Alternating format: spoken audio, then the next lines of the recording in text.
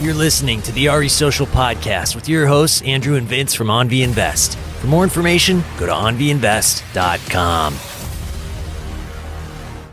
What's up, you guys? Welcome to another episode of RE Social Podcast. And today we have our first returning guest after 75 episodes. Welcome to the show again, Neal. Thank you. I feel privileged to be the first one to be called back.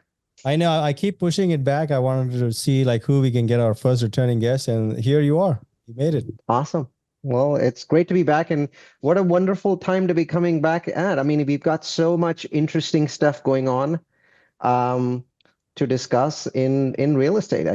I feel like this is a real turning point. Yeah. So Neal, I wanted to get right into it. So what do you think is going on right now with the economy and the 50 bips and the interest rate cut? Is there anywhere that you wanted to start on? Well, sure. I think the interest rates are the best place to start today, right? Because I feel that both single family and multifamily have been sort of call it a holding pattern, if you want to call it that, because it's hard to make decisions if you're a single family guy or a multifamily guy. If you're a single family guy, you're thinking, if I buy this property, I'll get a 30-year loan and it's going to be this high number. As an investor, investors have been frozen on the single family side. Not so much people that are buying, homes to live in. I mean, people do that if they can, and we've seen that there's certainly more demand in the single family market than there's supply, which is why even though interest rates are up 500 basis points, the average price of homes in the United States is still up 6% over the last year and a half. So obviously there's more demand than there is supply, even at these high interest rates. But the investor portion of the single family market has been frozen over the last year and a half. My friends have been telling me that these are friends that are on the single family side, that 80% of the investor activity just vanished over the last 24 months on the single family side. Now on the multifamily side, the impact was much more severe because we saw in certain markets activity plunged by 70%. In others it plunged by 50%. Overall, I think 2/3 of all buying selling activity in the multifamily space just disappeared over the last 24 months. And the other challenge is that we also don't have a lot of incoming inventory coming into the marketplace because people are waiting. So I am both a net buyer and net seller right now. As a seller, I am waiting because I'm saying, no. If I wait for another 12 to 16 months, 150 basis point rate cuts, I'll get a much bigger price for my property. So I'm not selling because of that. As a buyer, I want to buy, but then there's not enough sellers in the marketplace, right? There was all these predictions, and I considered them to be somewhat absurd, that we are going to see true distressed multifamily properties. Dozens of times in podcasts I've mentioned this, or if you Google it on my channel, that most people don't understand that the word distress cannot be applied to the multifamily industry, though it can be applied to the syndication industry, and we can talk about the difference between those two. But bottom line, what's really happened is now that logjam is going to be broken. When is it going to be broken? I don't really know. It really depends on what happens next. And what happens next is highly, highly, highly dependent upon the economy itself. And so we can talk about where I think the economy is going. But I think the starting point for our discussion has to be the 50 basis point cut. Why 50 basis? Why not 25? Why not wait longer? I think all of those are very important because right now, interest rates are the big 800-pound gorilla, and nothing else matters as much as interest rates. So what do you think? So I've been following, since our last conversation, I've spent a lot of time trying to see what the Feds are doing and, the macroeconomic side of things. And I've been following it for quite a while. And, a lot of interesting things that I found was, the bond market prices in that the Fed are going to do a cut. And so it doesn't even change the mortgage rates, when the Fed actually cut, because they already priced it in and all of those things. So with that, do you think the 50 basis point cut, I personally think it's a good start. A lot of people thought it'll do a 25. I know they've been late a little bit. They're always late. That's the Fed because they're always waiting for numbers, right? So what is your opinion on the cut?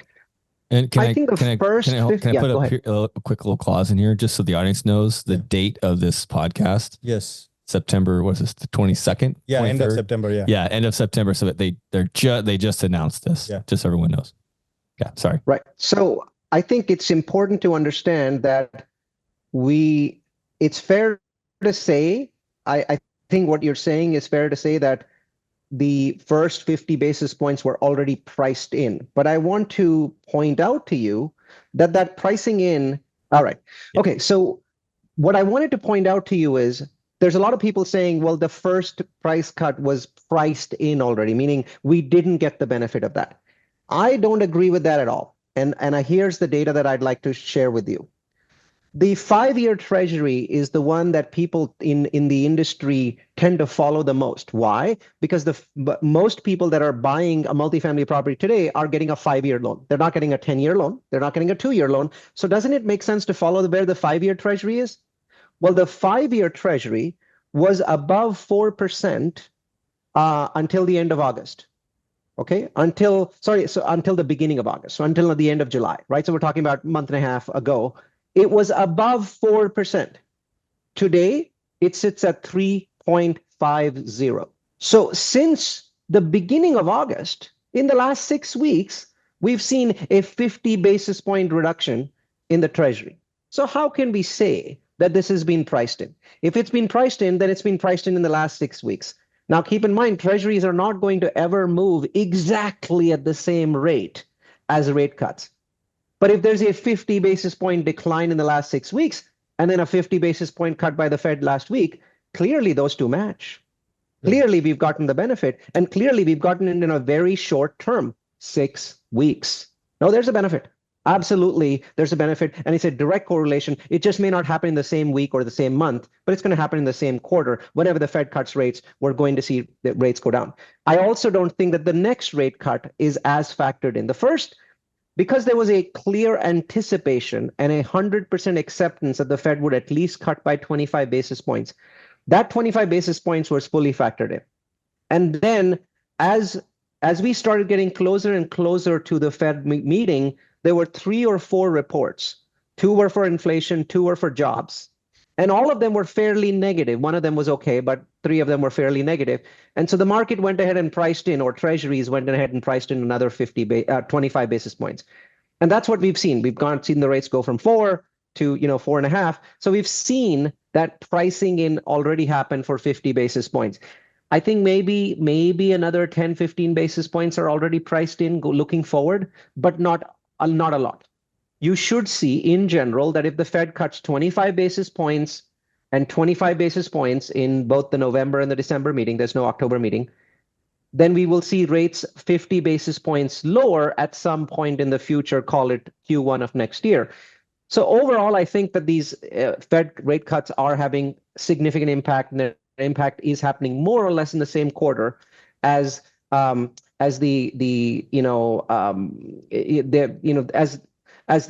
treasury rates are changing in more or less the same quarter as the actual Fed rate cuts. Yeah, that is very interesting. Yeah, if you look at if you just take 30-year fixed mortgages, it went up to 8% at some point, and we saw it go down all the way to low 6s. So it's almost 200 basis point reduction without the Fed cutting at all. They're just talking about cutting and then the inflation data and stuff like that, right? So it is very interesting to see how the interest rates fall even before the Fed cuts, and when they talk about it, or if the CPI falls, and if we think there's going to be a recession. I think we should talk about that, because in the multifamily industry, we tend to be very focused on treasuries, because treasuries have a direct and almost immediate impact on whatever rate we pay. Because if you think about what is the multifamily industry paying, if you're buying an existing property, you're paying treasury plus a spread. Treasury, and usually the spread is about 1.5, 1.6. 1.6 is the most common number. So you're basically paying, treasuries plus that spread, 5-year treasury plus that spread for a 5-year loan. That's really what you're paying. Simple math, right? And then if you're in the new construction business, you're paying something known as SOFR, which, by the way, changes directly and exactly on the same day as the Fed. So if a Fed cuts rates by 50 basis points, then SOFR the next day changes by 50 basis points. And then on top of that, there's a spread. And that spread is very wide right now because of the risk in new construction. So it's usually that spread is like 2.5 to 3. And right now it's more like 3.5. Bottom line is, so there's a very direct correlation. There's a very direct relationship. That is not true for single family. Single family mortgage rates are highly speculative. they're much more speculative than multifamily. So it is fairly normal for us to see large scale fluctuations in the single family market well before rate cuts. So firstly, yes, the technically speaking, the 30-year fix still is at 6.9 today. Now, I'm pretty sure you can find about 6.1, 6.2% easily. I'm talking about the average rate, and the banks are more expensive, and then the smaller lenders tend to be much more aggressive. So today, the 30-year fix is at 6.9. It went up to 8, but that's not a 200 basis point difference. So if you simply Google the word 30-year mortgage rates today, right, end of September, it's not going to say 6%. It's going to say 6.9. Because what happens is people use two different numbers when they're comparing. The public rate was at 8. It's now at 6.9. That's only 110 basis point different. But if you're doing your due diligence today, you can get a rate at 6.2. But even when the rates were 8, you could get it at you could get 7.2. So once again, about 110 basis point difference. Now, this market, the mortgage market, the single family market, has already priced in the next 2 rate cuts. So you've seen that market because it's highly speculative, it's highly liquid. On the multifamily side, it's Fannie Mae, Freddie Mac, CMBS. These are the big 3 players. So you're really only buying loans from 3 big players for value add, and maybe some life co companies, which are right now they're not big on multifamily. But in the 30-year market, you got thousands of different companies offering 30-year mortgages. So in my mind, they've priced in 100 basis points, and the multifamily industry is probably priced in about, multifamily lending industry is probably priced in 50 basis points.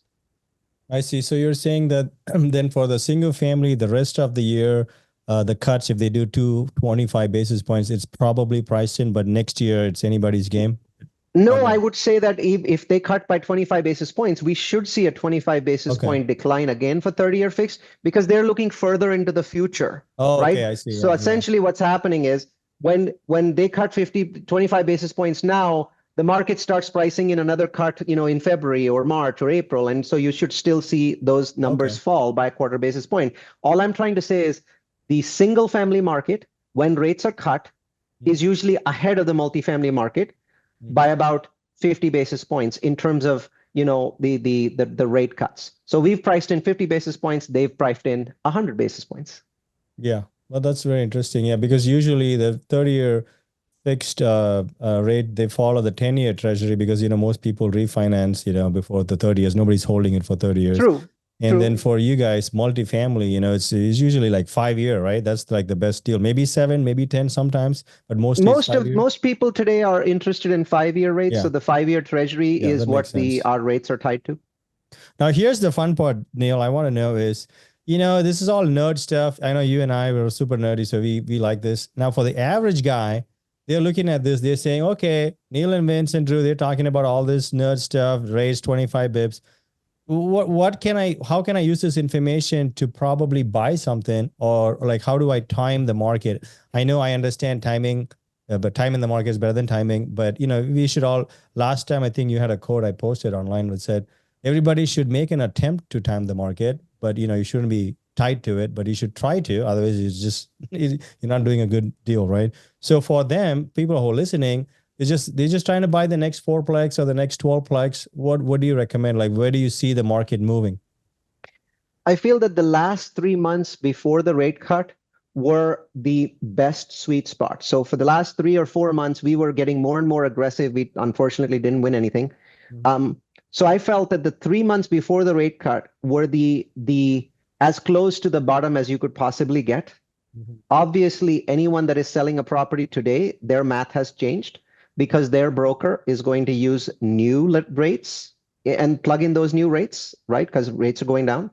But I still think that you're as close to the bottom as possible. So I'll say this: nobody can time the bottom. And everything I just said in the last 30 seconds could be complete nonsense. And, you'd check it 6 months from now and say, hey, Neal was wrong. But statistically speaking, because that's what data scientists do, we try to statistically look at where we are.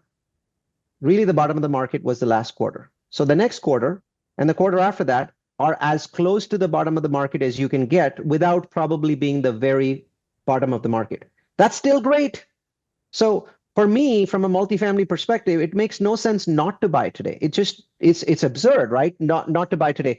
Even your investors now know that the Fed is cutting rates, which they didn't really know for sure a month ago. I think most savvy investors knew, but everybody wants to see an actual rate cut to feel like the market is turning around. And so you've got some change in investor sentiment in the positive direction. You're still very close to the bottom of the market.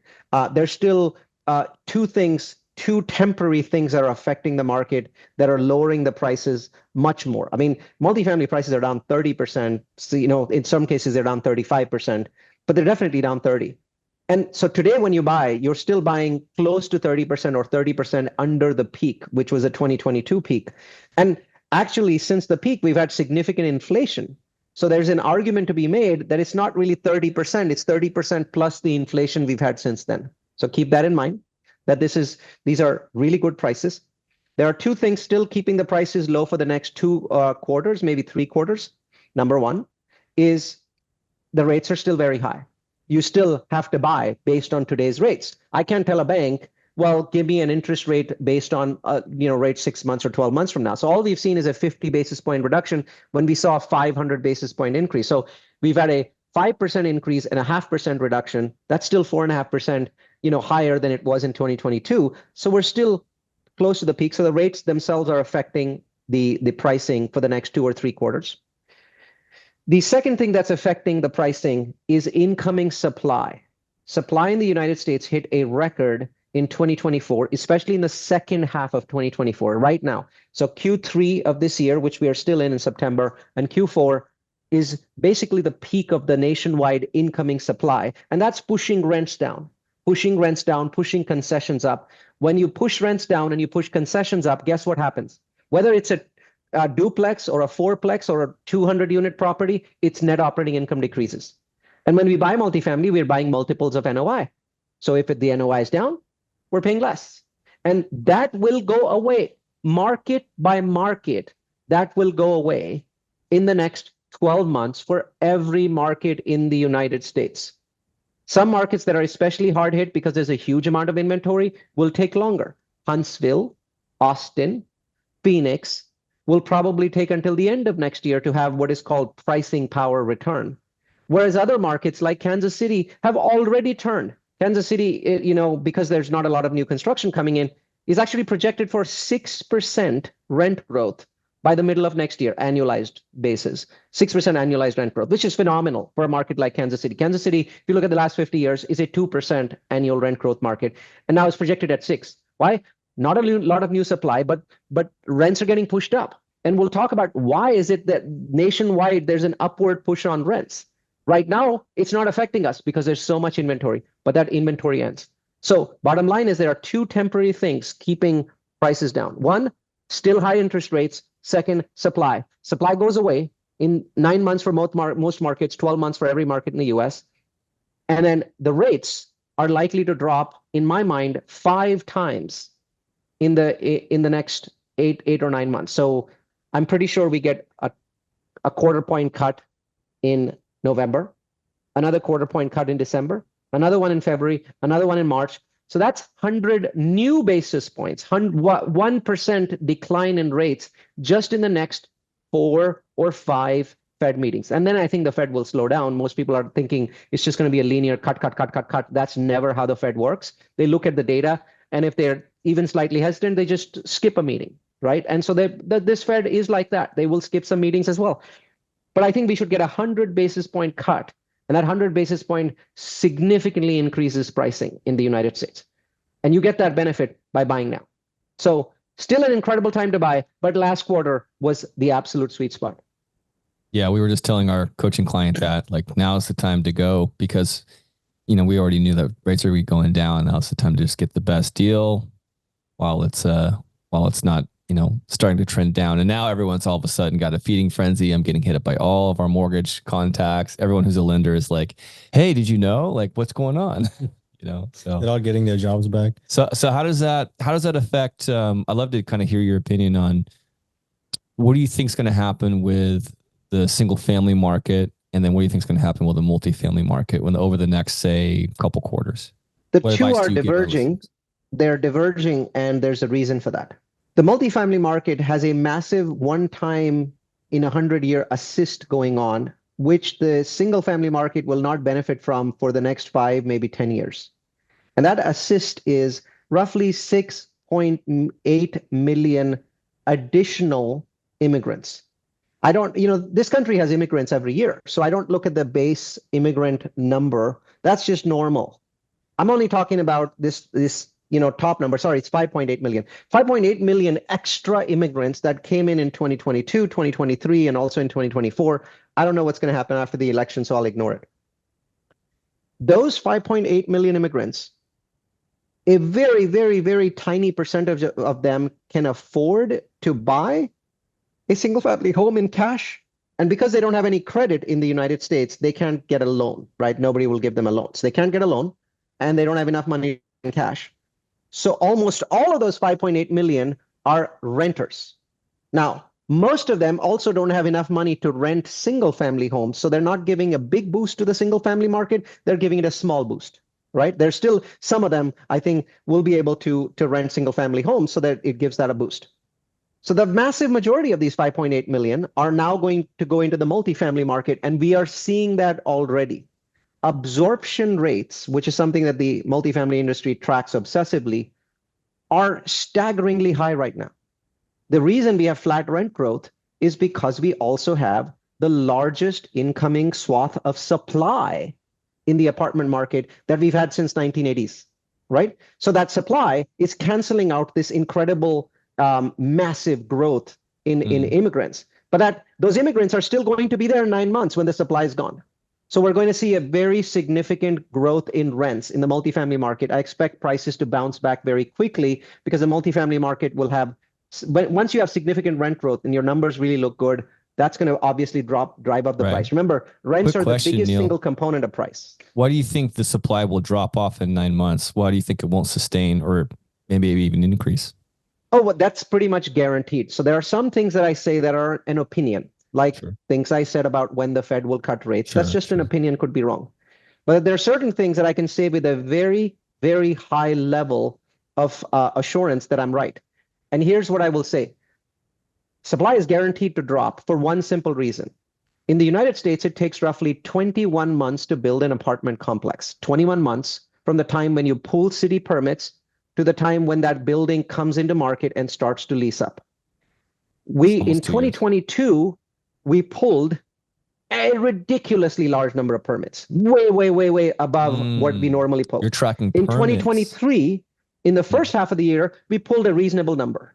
But by the second half of 2023, permits for multifamily in the United States were down more than 50%. And by the beginning of 2024, they were down more than 60%. So there simply cannot be that supply unless we magically figure out how to make apartments in less than 21 months. Got it. Right? So delivery of apartments is clearly forecasted by two providers, RealPage and CoStar. And you can see where their forecast is for 23, 24, 25, 26. Beyond that, it gets muddy because you don't really know what's going to happen this year in terms of permits. So you don't really know what's going to happen in terms of late 2026 supply. So we have an extraordinarily good crystal ball for the next 24 months of supply, which is why I know it's going to drop, and it's going to drop very fast. So does that mean for you personally, you're going to be starting to get way more aggressive now for multifamilies, trying to snap them up at a discount comparatively? Because here's what I'll tell you. From what I can see, the last quarter of 2026 would be an incredible time to sell stuff.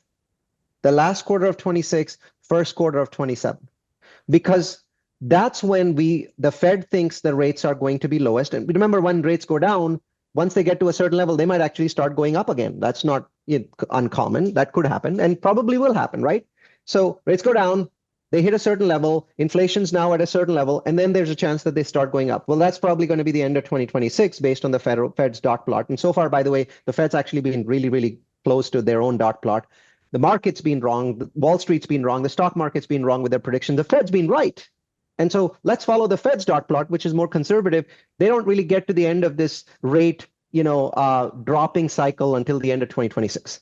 The second thing is the biggest vacuum of supply that the multifamily industry is going to get for a long time also happens to be in the second half of 2026 because we're pulling almost no permits right now. I mean, when I say almost none, I mean about 200,000 a year. We need 450 just to tread water, right? So 450,000 permits is what we need to pull just for equilibrium, right? And when we pull less than 450, rents spike. When we pull more than 450, rents go below inflation. Normally what happens is rents, if inflation's 2%, rents are 2%. So they sort of go together, right? But that assumes 450,000 apartments. More than 450, rents go below 2% a year. Higher than, lower than 450, then rents go above 2% a year. They go faster than inflation. So that's going to happen in the second half of 2026, that there's just not going to be enough supply. And so everyone's going to be raising rents. So end of 2026, beginning of 2027 would be a truly, truly awesome time to sell multifamily, I think. I got to go there with the election kind of looming. And not to go political, just based purely on policy and maybe, history and record of both candidates. What do you think will happen if, say, Kamala gets elected with her history of, kind of a bumbling border policy where we've had more migrants than ever, as compared to, say, Trump, where obviously he's all about, like, his whole campaign was building a wall. So what do you think might happen if you just had to take a guess? I think you'd be the most qualified to guess. How might that affect what we're talking about now from each candidate? Well, I think the number of immigrants coming in would probably be cut to half if, Trump did it.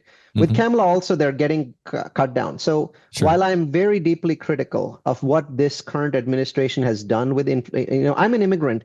I support immigration to the United States. But what happened in the last 3 years was batshit crazy. Absolutely. We all agree. Batshit crazy, right? But here's the thing.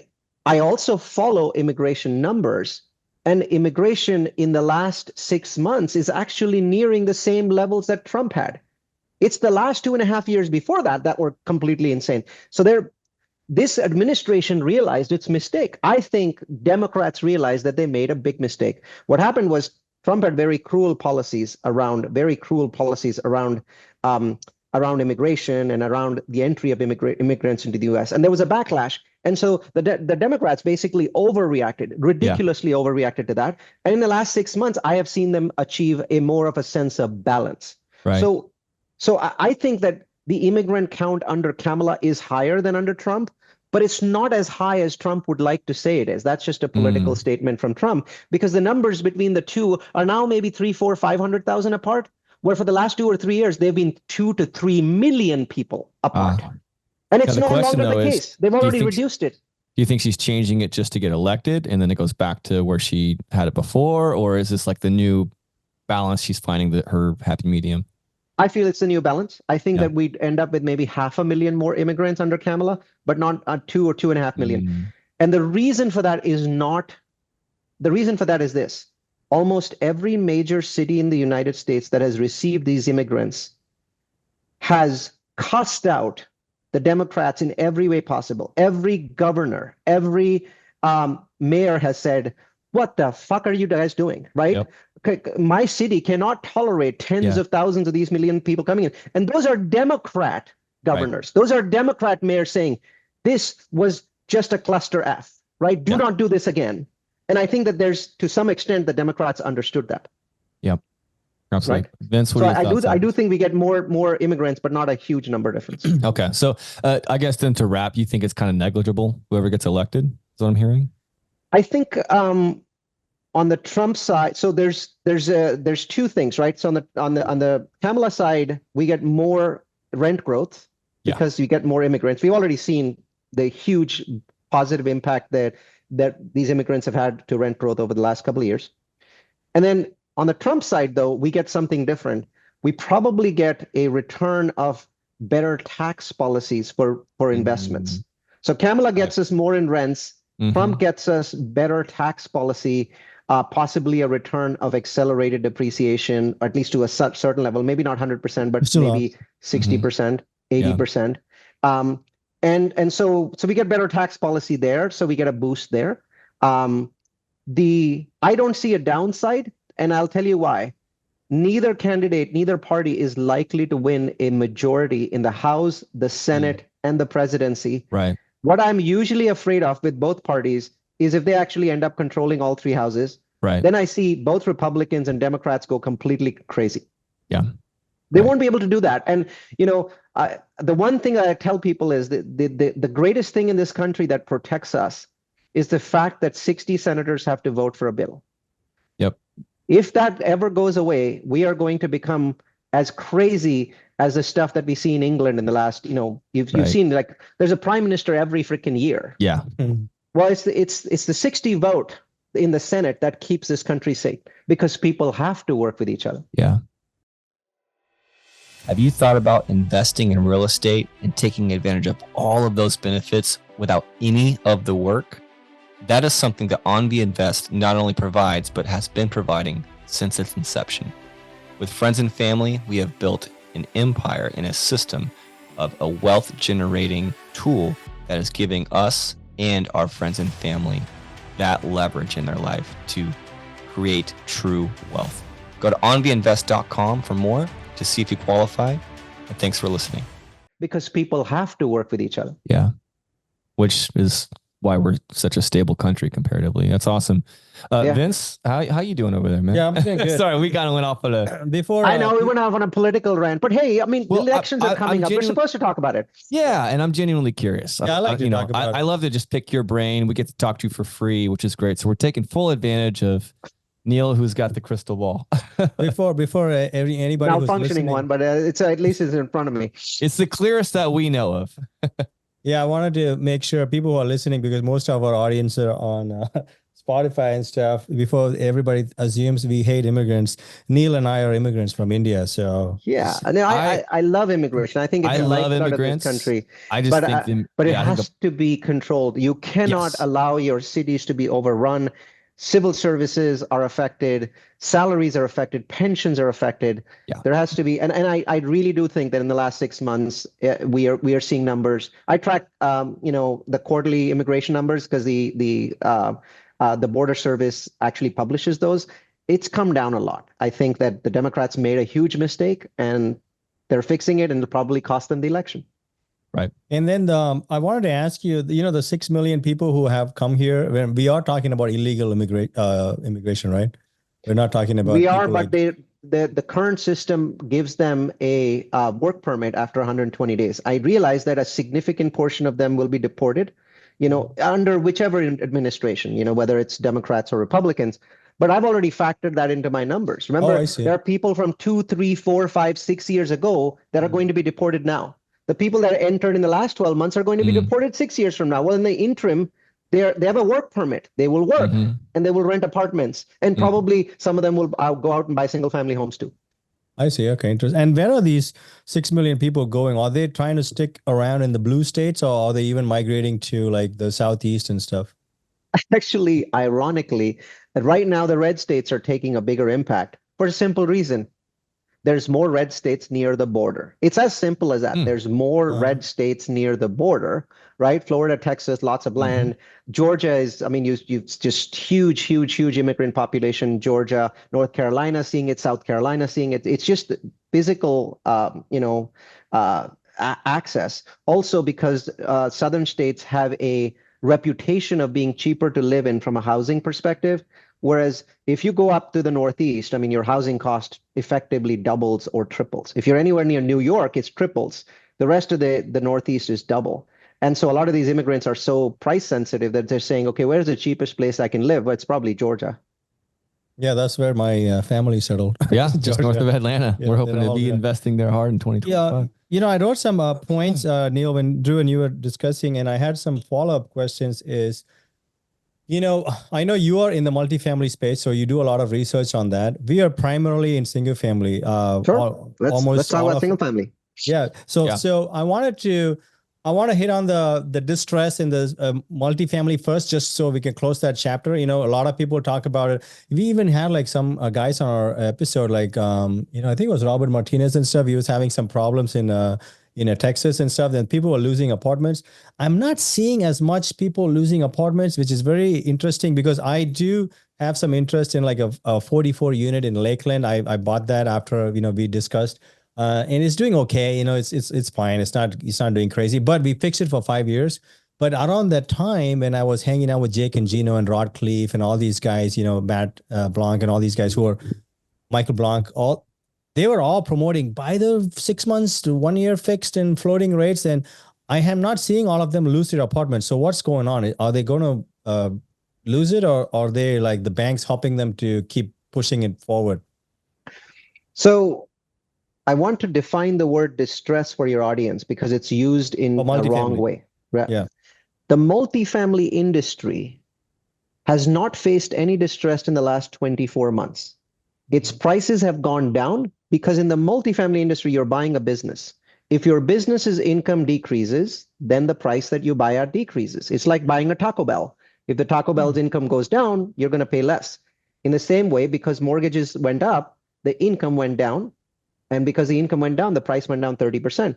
But during this time, there was no distress, because distress means that you as a buyer can get a better deal by making ultra lowball offers or lowball offers.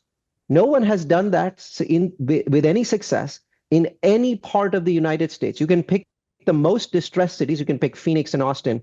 No one has been able to buy a property significantly cheaper than it should be. Prices have gone down because net operating income has gone down. The reason for that is simple. If there were 30 buyers before making offers on properties, there's still 10 buyers. But those buyers are now paying 30% less. But the buyers are there. The demand is there. The demand for rentals is there. Nothing has changed in that marketplace. So the multifamily industry in no way meets the definition of the word distress. Now, the portion of the multifamily industry, roughly 10% of the multifamily industry, is what we call the syndication industry.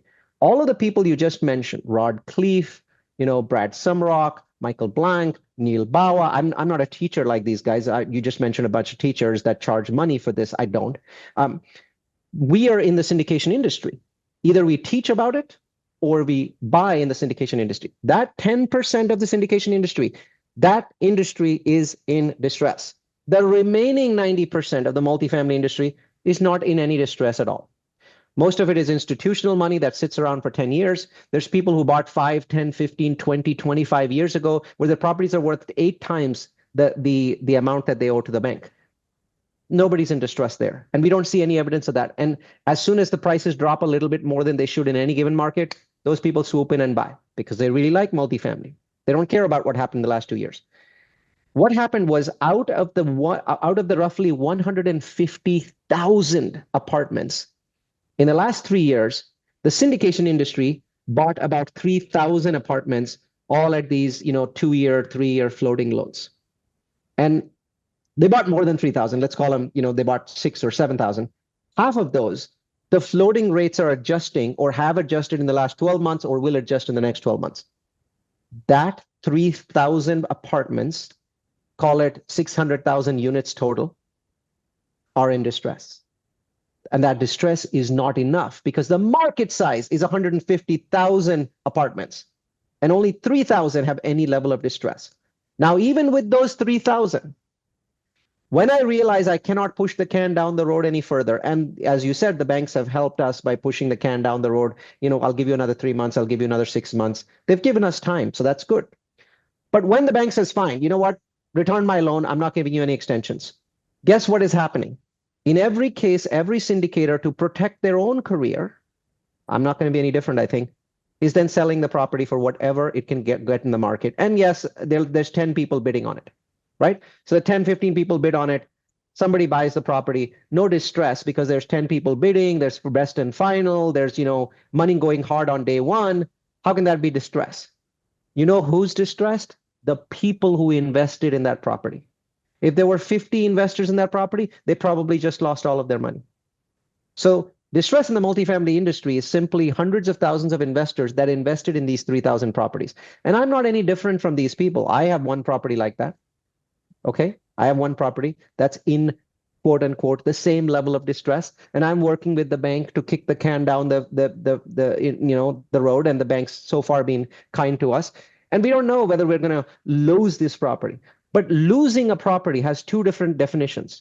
Back in 2008, people lost their properties to the bank. Today, that isn't happening. When we are at the point where we're losing the property, we just ask the bank for 8 more weeks. We put the property up for sale, and then whatever it sells for, it sells for. So the total number of properties going back to the bank has been tiny. The total number of properties that are being sold for prices that will mean investors will lose money, it's happening by the hundreds every month. But why would that affect the market? Because the market's paying a fair price. I see. Very interesting. So overall, is the whole market is not going to be affected, but you could find very good opportunities in certain pockets, and where how the basically the debt, what kind of debt they have. They have some floating debt, they might be in trouble. If not, they're fine. They'll ride it along, right? Exactly. And even if they have floating debt, in many cases, we're able to refinance it. So we had a property with this problem, the exact same problem that I defined, nothing magical about this property. We were able to raise $2.5 million of preferred or pref equity sitting on top of our investors' equity. And that pref equity was sufficient for us to refinance the property. We refinanced it for 5.6%. Oh, nice. So now we have 5 years with this property. Now we're almost coming to the end, but I want to hit single family while I have you. Sure. Now, how does, so I'll give a little bit of background for us. We started off with like buying duplex, triplex, fourplex. And then we eventually did buy this 44 unit building, but we own like 2-3%, doesn't matter, who cares. Sure. But Sure. Eventually we figured out I get the best premium, highest class tenants in the best neighborhood in single family homes. So last couple of years, I started buying new build single family in Tennessee and stuff like that, right? And it's performing very well because we also started to furnish them and then rent it to people who are like, have some issues with their home, or like people moving in from Canada and stuff. Midterm rentals. So we are seeing the most premium, the best results in less headache and less problems because they're newer builds. And that's the direction our company is going. We only hold about 10 million in assets, and it's like 20 doors or whatever. But that's the route we're going. And I wanted to hit your brains to see, when you discuss like, there's oversaturation, multifamily and stuff, I'm not seeing a lot of those in single families. And is this market slightly better off than multifamily? Because I don't see them building as much as well. And the absorption rate seems to be very high, especially with the, if you want to rent it, and people, who have to put money down to buy these houses I'm buying, you need hundreds of thousands of dollars, and people don't have it. So they will rather rent it from me for $3,000 because they would have to put $100,000 and spend $3,000 or more in mortgages. So that's what I'm at right now. I'm continuing to do that. What are your thoughts on those? Sure. So the first thing I'll say is no, the multifamily opportunity is greater simply because it's cheaper, right? If prices go down 30%, and at some point over the next 3 years will go up 30%, you've got more opportunity there. Single family prices did not drop because of the interest rate hikes at all. Yes. In certain markets, certain homes might have, but overall, when I look at the market, we are about somewhere between 6 and 8% higher than when the Fed started to raise rates. So we've gone in an upward direction, flat to upward direction rather than going downwards. So the single family rental market, I think, will be in a fantastic space for the next 5 years. So everything you said about rental and rental demand, 100% agree. But in terms of appreciation, the market is extraordinarily expensive. So when I look at appreciation, I don't see a lot of room for single family appreciation in the midterm. Who knows what will happen in the long term? But here's what I can say confidently. Over the next 24 months, the single family market might see some appreciation. I don't think that there's a decline coming, by the way, because rates are going down. Rates going down mean it's very hard for prices to decline at the same time. It's not going to happen. So, but I think that the increases in price on the single family side may be low single digits for the next 2 years. Now, having said that, your rent growth, depending upon which market you go after, could easily be 4%, 5%, or 6% a year. So does it make sense to buy that? Yeah, sure it does. Does it make sense to buy it from the perspective of appreciation? Not for the next 2 years. So I think that's my feedback. Now, in the long run, in the 5-year term, I am seeing new challenges that both single family and multifamily have to deal with. And that is 10 years ago, only about 20% of the homes being built in the United States, single family homes, were being built by large builders. Today, that number has more than doubled. And these large builders, the D.R. Hortons, the KB Homes of the world, are now figuring out how to build homes cheaper and cheaper, right? For the moment, that means that home prices are not necessarily going up. They're able to sell them at a certain price, even though because of inflation, they should be going up every year. And we're at the beginning of this process. I believe that over the next 5 years, we're going to see some $100 billion builders. D.R. Horton might be one. KB Homes might be another one. These mega builders are figuring out how to create a supply chain for single-family homes and keep the cost down. And they could have a significant impact on the single-family market and eventually on the multifamily market if they keep going in this direction. So it's a scary thing that only about 6 or 7 companies now control almost 50% of all the homes being built in the US. And that number keeps going up and up and up. It's becoming like an Amazon sort of situation. And you saw what happened when Amazon came in. Amazon forced pricing down. We've seen extraordinarily low inflation in anything that people can buy on Amazon in the last 10 years. And I think that the housing market has been exempt from that because there were 1,000 different people building homes. And now if half of the homes are going to be built by 6 companies, those companies are all going to compete against each other for maximum efficiency with tens of thousands or hundreds of thousands of employees. And we're beginning to see that. Okay. Sounds good. The last question for us is very selfish. We are only in 3 markets: Southern California, outside Nashville, and we're looking into north of Atlanta where my family is, right? Where do you see those 3 markets? A lot of listeners are also Southern California looking to buy outside of state. Have you done research in, I'm sure you probably have properties in Tennessee too. What are those 3? What do you recommend if people are looking to purchase? I would probably go with Tennessee 1, north of Atlanta 2, Southern California 3. Okay. Southern California is a wonderful market. I live in Northern California. I love California, but affordability is becoming a huge issue. It's becoming a huge issue. Every year that goes by, the affordability problem in Southern California gets worse.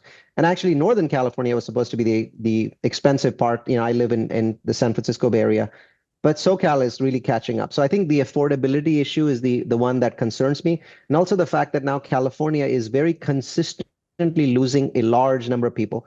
California has been losing population for a number of years. It wasn't a big deal. When a state with 40 million people loses 100,000 people a year, nobody gives a damn. But when a state with 40 million people loses 500,000 people a year, that affects pricing. And now that California is losing 500,000 people, which is a big number, and that concerns me. So the combination of those two puts Southern California in 3rd position. I will put Nashville in the 1st position simply because I think Tennessee is going to be one of those states that we are going to hear more about in the next 10 years. When I look at states that are going to do well in the next 10 years, obviously Texas is in there, Florida's in there, but Tennessee has a long way to go. And I think it's a state that has a lot of room. So it wouldn't just be Nashville though. Knoxville, Chattanooga, definitely not Memphis, but Chattanooga, Knoxville would also do quite well, not just Nashville. Atlanta, I put in 2nd position for one simple reason. I mean, we've gotten so much appreciation in Atlanta over the last 5, 6, 7 years that I think Nashville has that Tennessee has more room than Georgia does at this point of time. Otherwise, they're pretty similar. Okay. Nice. Sounds good. Do you have any other questions? Not that's going to take us less than a minute to answer and go through. Man, I really am loving this conversation. Such a pleasure. Thank you, Neal, for your time. I say we just plug whatever you're doing. How can people get in touch with you? What's going on? Well, we are building 10,000 rental townhomes. It's called Mission 10K. It's a huge mission. It's a for-profit mission. It's not a subsidized home mission. We believe that affordable townhomes are the solution. Rental townhomes are the solution to the country's crisis, 4.7 million homes short. So far, we've been very happy with our results, very profitable. And we'd invite you to join us by going to mission10k.com. If you'd like to look at all of our other projects where we're buying existing buildings and rehabbing them, the value add multifamily, check out the other company, Grow Capitus. Nice. Hey, Neal, real quick on your 10K stuff, when you do purchase so many apartments and you build them, wouldn't you be competing with each other for the rental market, which will drive the rental rates low? But that's one of your mission actually to give up affordable. My townhomes compete with the single family rental market. They don't compete with apartments because they're more, more people want to live in townhomes than they want to live in apartments because you get a backyard, you get a garage, So we're actually competing with the bottom of the single family market. So if the family market starts at 3,000, we come in at 2,700, and we're $300 cheaper than the single family rental market. So we're pulling people from there. We're not really pulling up a lot of people, because if somebody's in an apartment at 2,000, they can't afford to pay 2,700 for a townhome. So we're not pulling upwards, we're pulling downwards from the single family market. Nice. And then building so many next to each other doesn't really drive your prices down? Oh, not really. I mean, we're building 150 in a metro of 1.4 million people. Okay. So, I mean, if we built, like, let's say 1,000 in a metro with our, that many people, yeah, we'd probably have that impact. So, I mean, remember, we are 4.7 million homes short. So individual metros are often 200,000 homes short. If I build 150 in a market that's 200,000 homes short, that doesn't mean anything. Yeah. It's not even a drop in the bucket. It's interesting you're investing in these townhomes and pricing it just under to capture the single family. I wonder if there's an episode 3 in there somewhere. Yeah, we'll get you next year. Thank you, Neal. Thank you, Neal. Thank you so much for coming on the show. Thanks, guys. Have a good one. Yeah, you too. Bye. Bye. I don't know about you, but I definitely like to see 5-star reviews on any service or any product before I purchase. Please take a second to leave us a 5-star review, whether you're listening to it on Apple, iTunes, or Spotify, or whatever platform. Take a second, goes a long way, helps us a lot to grow the channel, and thanks for listening.